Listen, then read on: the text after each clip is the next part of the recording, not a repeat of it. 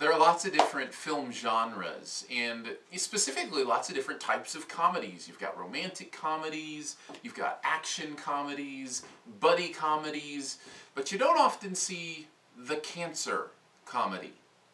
That just doesn't seem to go together, but here it is. It's a movie called 50-50, and the fact that it deals with both the devastating disease of cancer and tries to be a very funny movie puts it at a level of difficulty that is pretty impressive. And the fact that it pulls it off is even more impressive, and what makes this movie one to watch during the award season or just in general.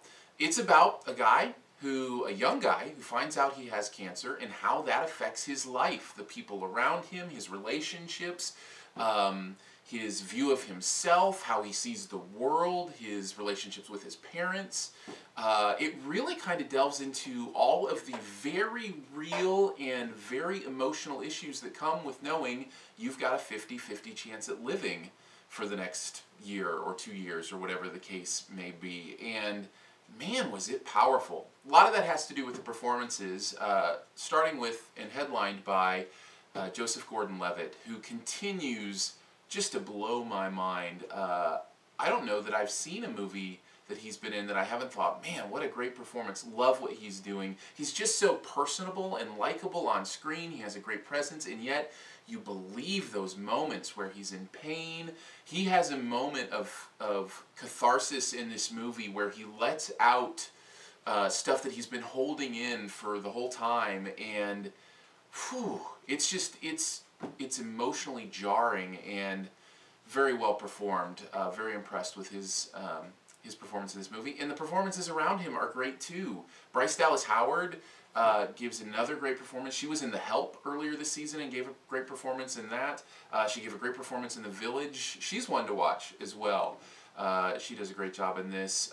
Angelica Houston, I think, is in this movie, and another great performance. And of course Seth Rogen, who is known for his comedy, and I think that's kind of what he adds to this movie, but I think he walks that fine line of being a very believable and real and emotional character in this movie, and at the same time being the comic relief. It's good. It's really, really good, and the performances come together. The chemistry is great between Rogen and Gordon-Levitt, between those characters. The relationship between him and his mom is poignant and beautiful, and I think rings true probably to a lot of people. It's different than the relationship I have with my mom, and yet at the same time I could look at it and go, yeah, that seems very real. That seems like that would be something you would deal with when you come down with a disease like cancer. Overall, very impressed with this movie.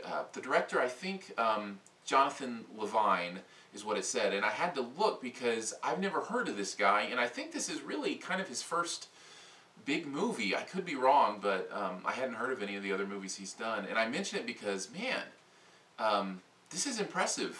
Very impressive directing from him, and of course he's got a great cast to work with, but good stuff all around. If you haven't seen 50-50, it's been out for a while. Actually, I got a chance to see it in the Dollar Theater. It's kind of in the second, third run right now. Probably will be out on DVD here pretty soon.